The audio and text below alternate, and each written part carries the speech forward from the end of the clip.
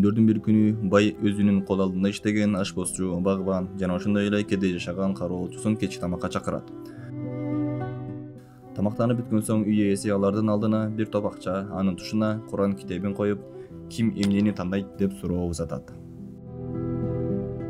Анда ашпозчу: мен Куран окуганды жакшы көрөмүн. Болгону ишим көп болгондуктан аны окуганга убактым жетпейт. Ошондуктан мен акчаны тандайм.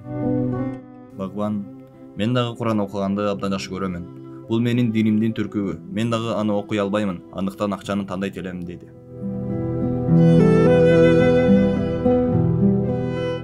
Сөз кезеги кедей кароолчуга келгенде бай ага карап: эми сенин колуңда жок болгондуктан акчаны тандайсың да деп айтканда, ал: ооба, туура айтасыз. Акчаны алып көптөн бери эт жебеген энем экөөбүз бир тоого алып жесек.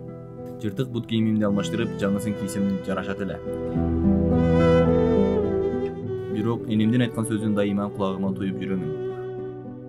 Оолум, Курандын бир тамгасы бул дүйнөнүн баарынан улук деп ар дайым айтаар эле.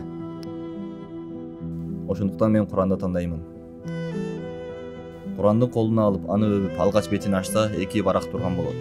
Бири жанагы столдун үстүндө турган акчадан 10 эсе көп акчага жазылган чек.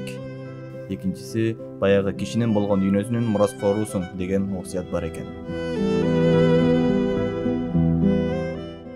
Алла Таала керемет Куранда Тоха сүрөсүнүн 124-аятында мындай дейт: Ким мени эстөөдөн жүз бурса, албетте анын жашоосу тар.